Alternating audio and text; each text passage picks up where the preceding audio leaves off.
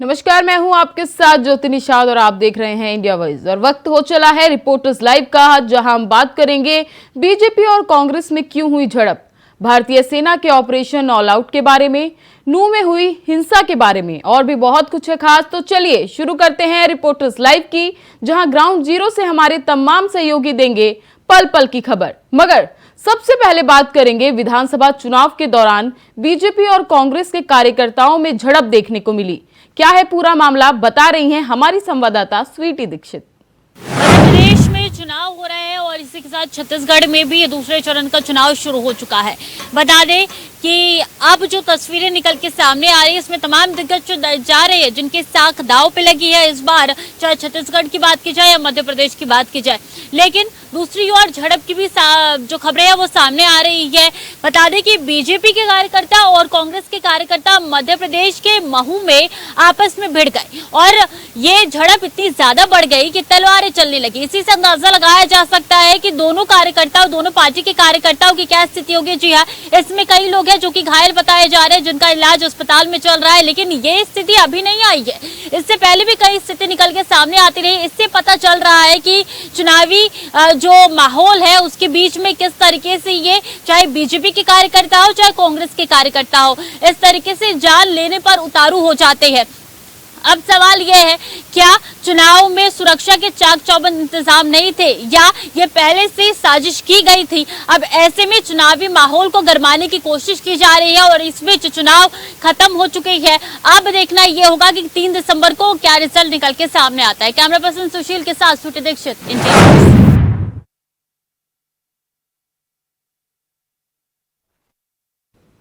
इस वक्त ये बड़ी खबर छत्तीसगढ़ से आ रही है, जहां गरियाबंद में आईईडी ब्लास्ट हो गया। नक्सलियों ने पोलिंग पार्टी को बनाया अपना निशाना, मतदाता कराकर लौट रहे थे आईटीबीपी के जवान।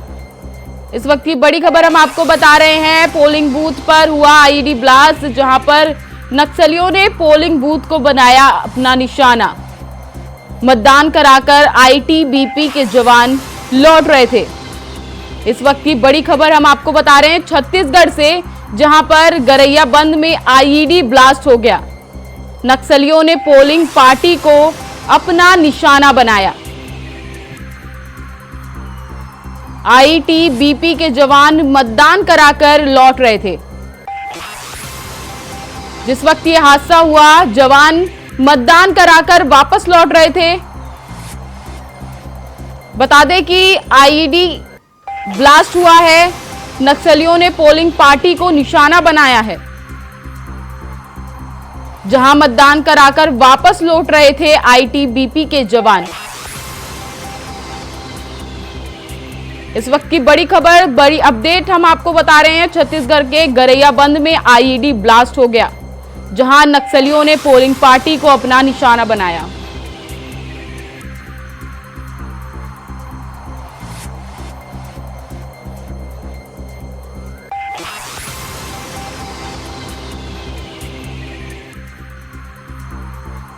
इसी खबर पर ज्यादा जानकारी के लिए ओम प्रकाश चंद्राकर हमारे साथ जुड़ रहे हैं।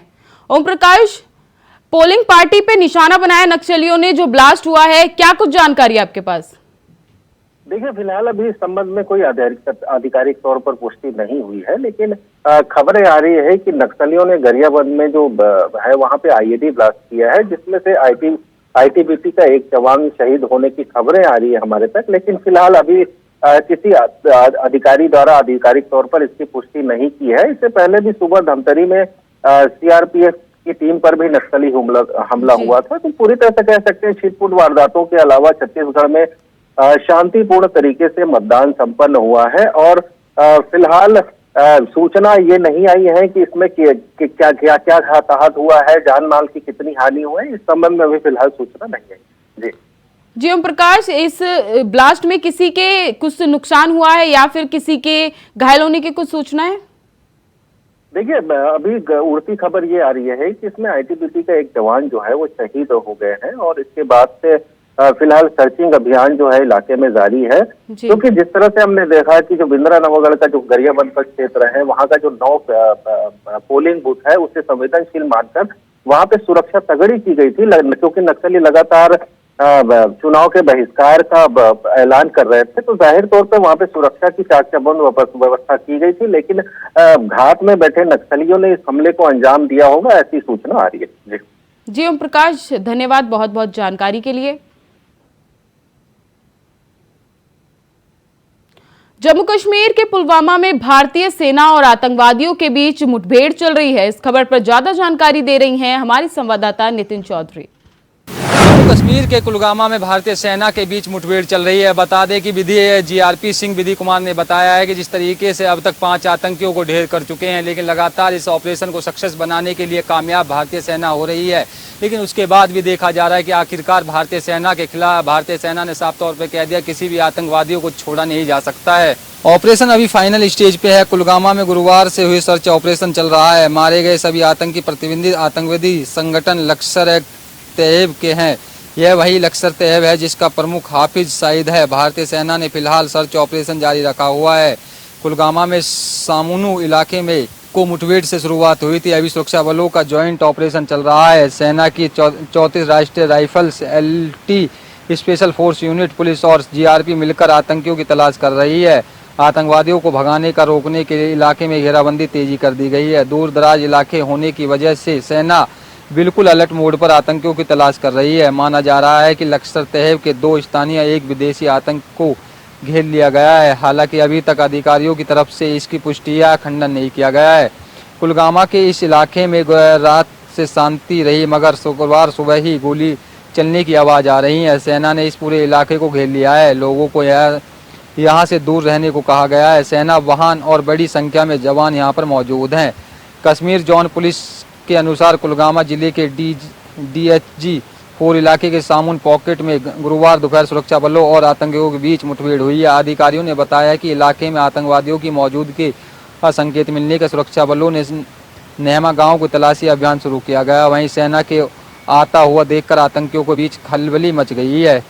उन्होंने तुरंत ही सुरक्षा बल को बीच रखते हुए और वहाँ के सैनिकों ने जो है गोलीबारी की तैयारी कर दी है। लगातार सुबह से ऑपरेशन सर्च किया जा रहा है। बताया जा रहा है कि अभी भी आतंकवादी छिपे होने की खबर आ रही है। लगातार वहाँ के जो गांव के लोग हैं उन लोगों को काफ़ी डर लग रहा है। जिस तरीके से आतंकवादी के वहाँ पर पहुँचने की खबर मिली थी भारतीय सेना को, लेकिन उसके बाद लगातार अभी तक सर्च ऑपरेशन जारी है। कैमरामैन सुशील के साथ मैं नितिन चौधरी, इंडिया वॉइस। अगली खबर की ओर बढ़ते हैं, जहां हरियाणा के नूह जिले में एक बार फिर हंगामा देखने को मिला है। इस खबर पर ज्यादा जानकारी दे रहे हैं हमारे संवाददाता तुषार कुमार। बता दें कि हरियाणा के नूह जिले में एक बार फिर से हंगामा देखने को मिला। गुरुवार की शाम यानी करीबन 7, साढ़े 7, 8 बजे करीब कुएं पर पूजा करने जा रही कुछ महिलाओं पर मदरसे के बच्चों ने पथराव कर दिया। बता दें कि इस घटना में कई महिलाएं घायल हो गईं, जिन्हें अस्पताल में भर्ती कराया गया।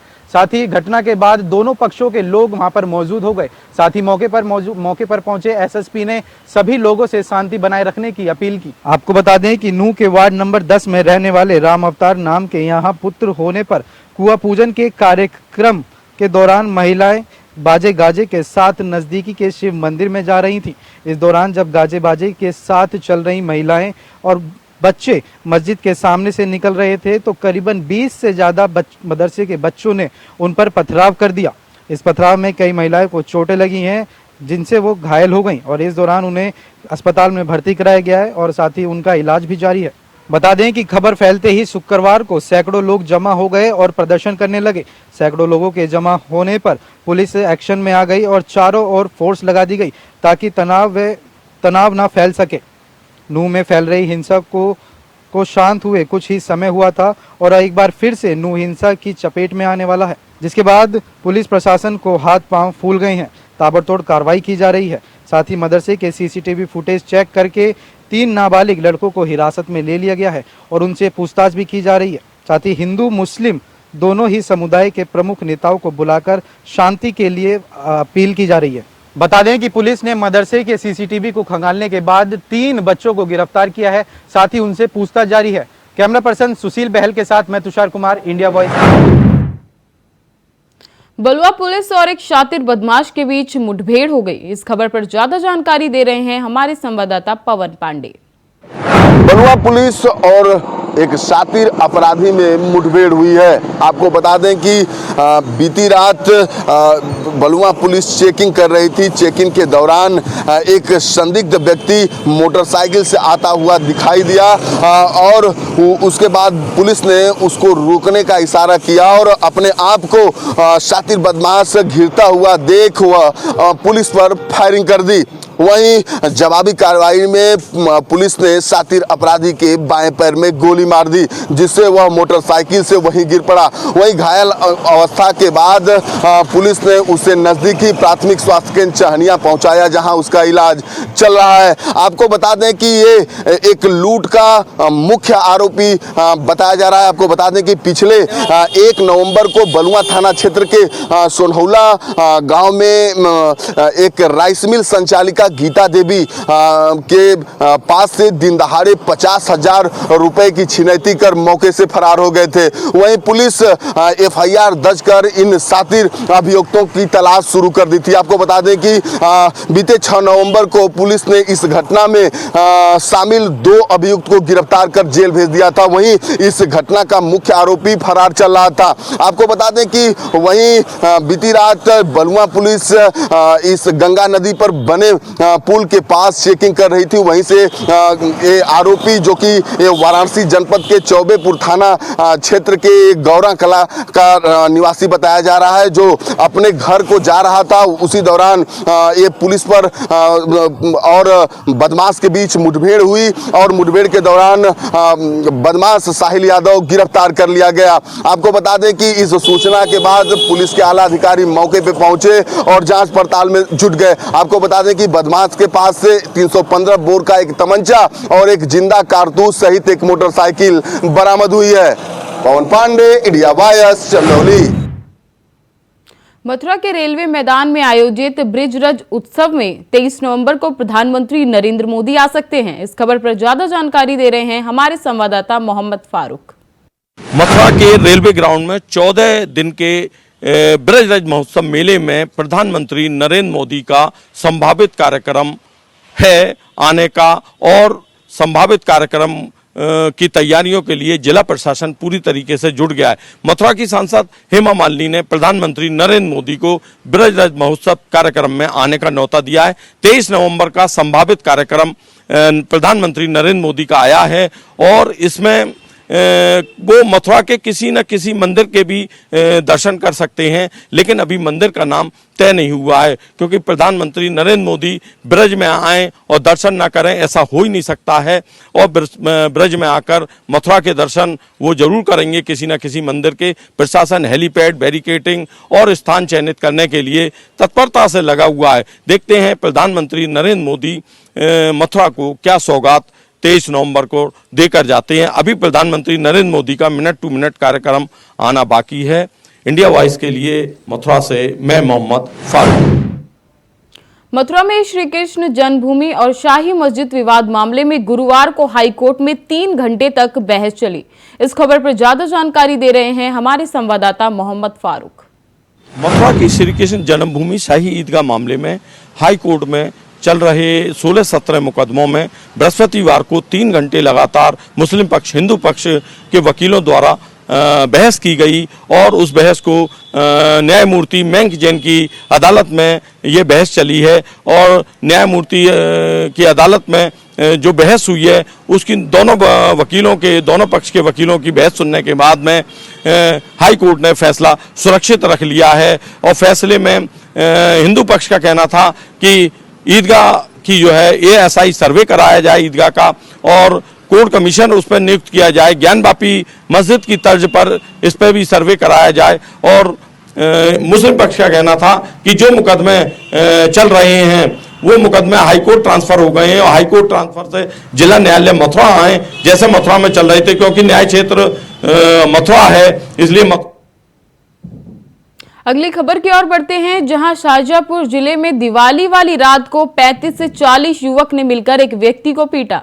इस खबर पर ज्यादा जानकारी दे रहे हैं हमारे संवाददाता रिजवान अब्बास।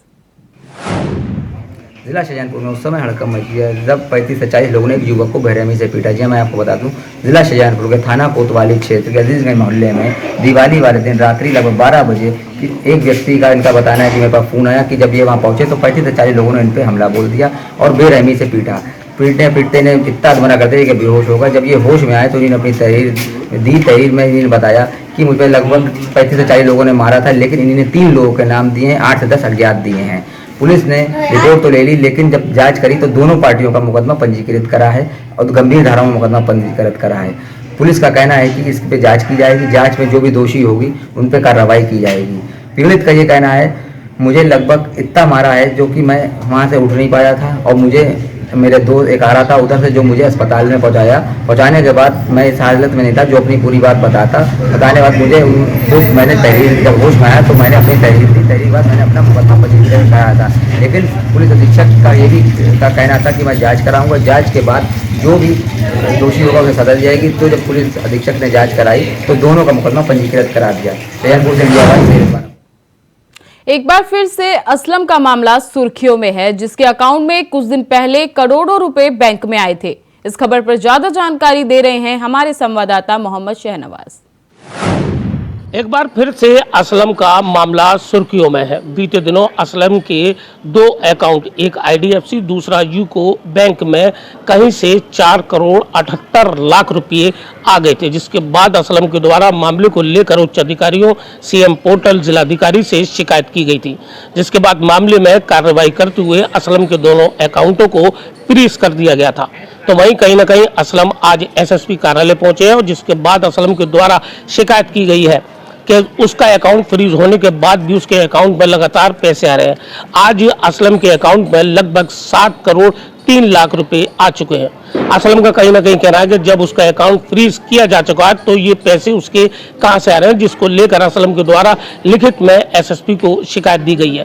तो वहीं कहीं ना कहीं असलम के द्वारा बैंक पर आरोप लगाया गया है कि सारा पैसा निकालने के बाद भी बैंक ने उसके ऊपर 5,89,000 रुपए माइनस बताए हैं, जिसके उपरांत असलम ने मामले को लेकर SSP कार्यालय पहुंचकर SSP को अवगत कराया है। जिसको अलीगढ़ में प्रधान के खाली प्लॉट में युवक का शव मिलने से इलाके में फैली सनसनी। इस खबर पर ज्यादा जानकारी दे रहे हैं हमारे संवाददाता मोहम्मद शहनवाज। प्रधान के प्लॉट में एक युवक का शव मिलने से इलाके में सनसनी फैल गई। दरअसल पूरा मामला थाना लूदा इलाके के मूसेपुर रोड का है, जहां एक प्रधान के प्लॉट में एक युवक का शव मिलने के बाद इलाके में सनसनी फैल गई। तो वहीं मौके पर जानकारी मिलते ही इलाका पुलिस और आला अधिकारी मौके पर पहुंचे और शव को कब्जे में लेने के बाद शव को पोस्टमार्टम हेतु मोर्चरी भेज दिया है। तो वहीं कहीं ना कहीं परिजनों के द्वारा युवक की हत्या का आरोप लगाया गया है। परिजनों के द्वारा बताया गया कि युवक थाना इगलास क्षेत्र का रहने वाला है। तो वहीं युवक एक निजी कंपनी में कार्यरत था। युवक के मुंह से खून निकलता हुआ पाया गया। तो वहीं युवक के शरीर पर चोट के निशान भी पाए गए हैं, जिसके उपरांत कहीं ना कहीं परिजनों के द्वारा मामले में पुलिस को हत्या की आशंका जताते हुए तहरीर दी है। तो वहीं पूरे मामले में जानकारी देते हुए क्षेत्र अधिकारी गवाना RK सिसोदिया के द्वारा बताया गया है कि सूचना मिलते ही मौके पर पुलिस पहुंची और पुलिस ने शव को कब्जे में लेने के बाद पोस्टमार्टम के लिए भेज दिया है। इधर पुलिस के द्वारा मामले में 3 टीमें गठित कर दी गई हैं। लगातार पुलिस मामले में कार्रवाई करने में जुटी है। तो वहीं क्षेत्र अधिकारी का साफ तौर पर कहना है कि मामले में पोस्टमार्टम रिपोर्ट के आधार और साक्ष्यों के आधार पर कार्रवाई की जाएगी।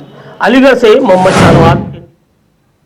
खबरों में आगे बढ़ते हैं, जहां हापुड़ में SP अभिषेक वर्मा की अगुवाई में लगातार लंगड़ा ऑपरेशन जारी है। इस खबर पर ज्यादा जानकारी दे रहे हैं हमारे संवाददाता शक्ति ठाकुर। खबर उत्तर प्रदेश के हापुड़ से है, जहां हापुड़ SP अभिषेक वर्मा की अगुवाई में जनपद में ऑपरेशन लंगड़ा लगातार जारी है।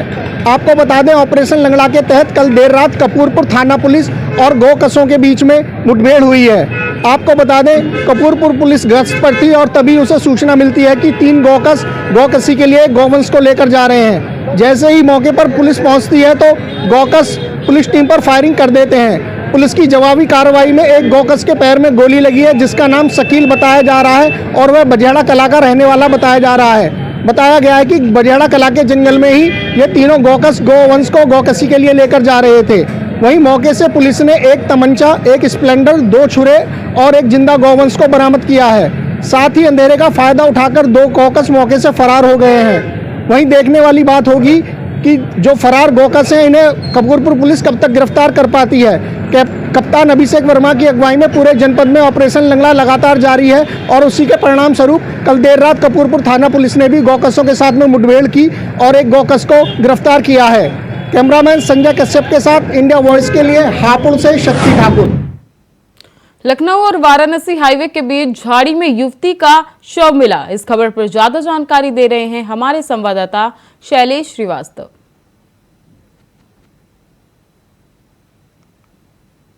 उत्तर प्रदेश में जहां सरकार लगातार ये दावा कर रही है कि महिला सुरक्षा की बात की, लगातार महिला सुरक्षा। लखनऊ वाराणसी हाईवे के निकट झाड़ियों में युवती की लाश मिलने से हड़कंप मच गया। आपको बता दें, राहगीरों की सूचना पर पहुंची पुलिस ने शव को कब्जे में लेके पोस्टमार्टम के लिए भेज दिया है।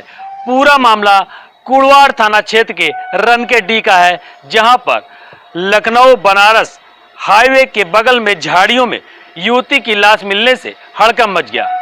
मौके पर पहुंचे अपर पुलिस अधीक्षक विपुल कुमार श्रीवास्तव और सीओ राघवेंद्र चतुर्वेदी ने आसपास के जिलों और थानों को इसकी शिनाख्त के लिए सूचना मुहैया करा दी है। पत्रकारों से रूबरू होते हुए अपर पुलिस अधीक्षक विपुल कुमार श्रीवास्तव ने बताया है कि जल्द ही इसकी शिनाख्त कर ली जाएगी। बहरहाल मौके पर फॉरेंसिक टीम पहुंच गई है और युवती की पहचान की कोशिश में लगी हुई है। सुल्तानपुर से शैलेश श्रीवास्तव, इंडिया वॉइस।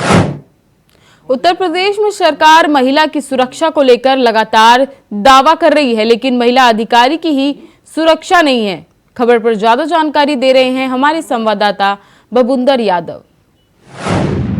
उत्तर प्रदेश में जहां सरकार लगातार ये दावा कर रही है कि महिला सुरक्षा की बात की, लगातार महिला सुरक्षा को लेकर के दावा सरकार करती है, लेकिन ताज़ा मामला बस्ती जनपद में है, जहां अधिकारी महिला ही सुरक्षित नहीं है। जहां ताज़ा मामला बस्ती सदर तहसील का है, जहां पर जो कि राजस्व अधिकारी जो कि नायब तहसीलदार घनश्याम शुक्ला पर और उसी तहसील की महिला अधिकारी जो कि वो भी नायब तहसीलदार है, जो कि उन्होंने आरोप लगाया कि रात के दौरान दीपावली के दिन जहां एक तरफ लोग खुशियां मना रहे थे, लेकिन वहीं महिला नायब तहसीलदार अपने इस हैवानियत और इस दरिंदे घनश्याम शुक्ला नायब तहसीलदार से बचने के लाख प्रयास कर रही थी, जो कि रात को 12 बजे के करीब घनश्याम शुक्ला नायब तहसीलदार घर में घुसता है और तमाम रेप करने का कोशिश करता है और कई जगह इनको मारा पीटा और कई तरीके से प्रताड़ित किया। किसी तरीके से महिला बेड के नीचे छुपकर अपनी जान बचाई और जान से मारने की धमकी देता रहा। ये घनश्याम शुक्ला जो कि बस्ती सदर तहसील में नायब तहसीलदार हैं, इनकर इस 11 तारीख के जो कि 12 की रात में इस तरीके से आरोप लगा, जो कि महिला नायब तहसीलदार ने आरोप लगाया और तहरीर दिया उस पर जो है, तो कोतवाली थाना में मुकदमा दर्ज हुआ, जो कि 376 से धारा सहित कई ऐसे उसमें धाराओं में मुकदमा दर्ज हुआ नायब तहसीलदार घनश्याम शुक्ला के ऊपर। लेकिन अभी तक कोई कार्रवाई जिस तरीके से बताया जाए कि गिरफ्तारी नहीं हो सकी, लेकिन वहीं उच्च अधिकारियों ने इसकी जो है 3 सदस्यीय टीम जांच के लिए लगाई है और उस पर जल्द से जल्द कार्रवाई की बात की है। आपको बता दें, इस मामले में वो एडिशनल एसपी दीपेंद्र नाथ चौधरी ने बताया कि इसकी जांच कोतवाली पुलिस कर रही है और तत्कालीन इस पर जो भी मामला सामने आएगा उस पर सख्त कार्रवाई किया जाएगा। बस्ती से इंडिया वॉइस के लिए फिलहाल इस बुलेटिन में बस इतना ही। तमाम खबरों के लिए बने रहें और देखते रहें इंडिया वॉइस। तब तक के लिए नमस्कार।